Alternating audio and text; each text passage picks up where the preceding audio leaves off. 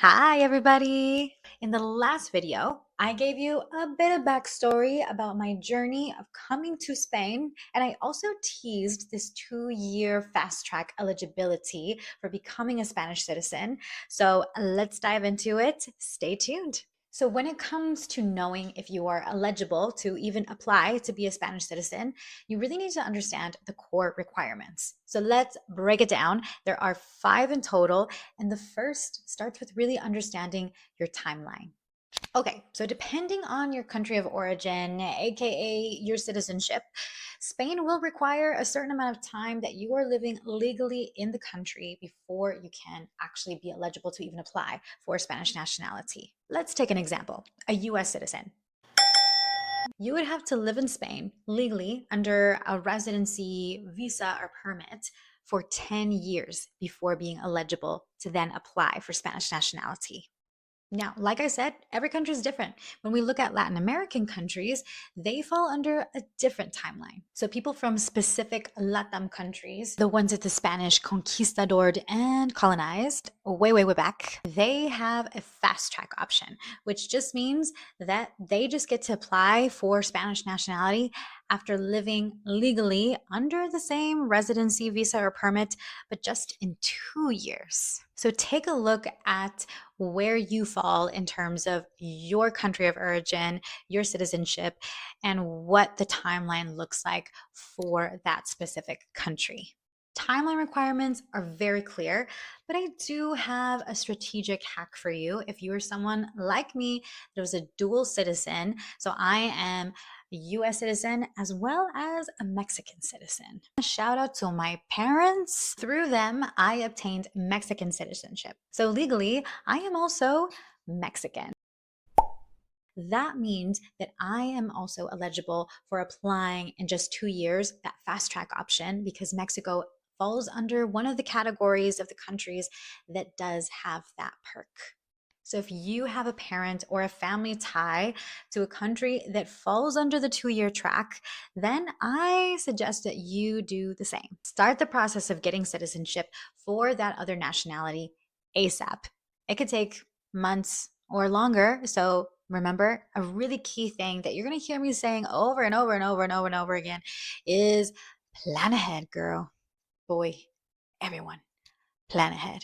So, when you do apply for nationality in Spain, you will have to apply with both citizenships, but you also do get that perk of having the shorter timeline because of that nationality that's tied to the shorter time frame. Okay. Yeah, I saved myself from waiting 8 more years.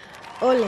Timeline is the first key in really understanding that road towards Spanish citizenship, because you really want to understand what you're in for, how much time you have to invest in visas and renewing and all of that before diving into the process and really knowing how long is that journey going to be, right? And so that's a first step, but let's go into the other core requirements.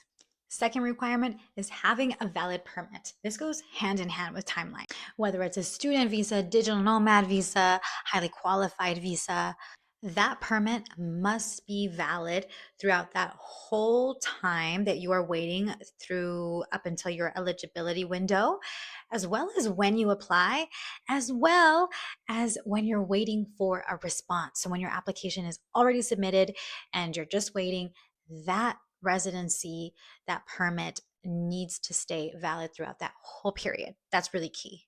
So, yes, you might need to renew that visa. So, just make sure that at any point it doesn't expire, because then vas a tener problemas, aka you're going to have some problems. I created a tracking and planning template just for these reasons so that you can make sure that you are starting backwards and knowing exactly when is your eligibility window and what are the things that you need to keep track ahead of schedule. So I'm going to link that in this bio of this video. So go ahead and check it out.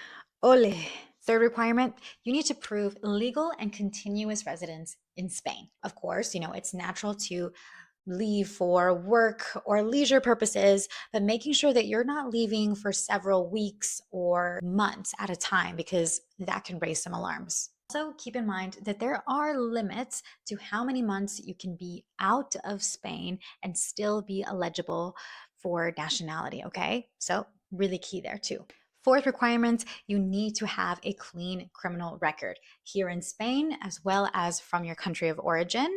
And if you are a dual citizen, from both countries. Fifth and final core requirement, you need to prove that you have integrated into Spanish society. So the Spanish government really wants to ensure that one, hablas español. So you're going to have to pass a test that proves that you have reached a certain level of fluency in español. And second, that you have an understanding of the historia y cultura of Spain. So there are two exams that you're going to have to pass, the DELE and the CCSE, which are through the Instituto Cervantes, okay? Woo, okay, a lot of info there.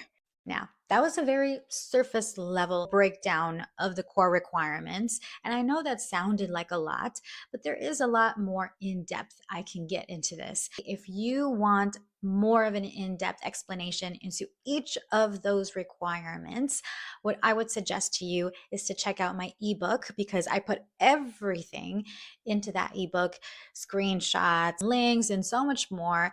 And so if you prefer learning through reading, I have linked that in this video's bio as well. So you can check that out. Otherwise, subscribe here and stay tuned because the next video, I'm going to explain all the documents you're going to need to collect for the application next. Okay, one last thing. If you are unsure about whether you should do it on your own or go with a lawyer, I've created something for you. I put together a pro con list. It's absolutely free. And I want you to kind of really understand what that decision means. And that way you can make the best decision that makes sense for you, lawyer, or do it on your own. So go check it out. If you have any questions or comments, leave them here below, amigos. Until next time, ciao for now.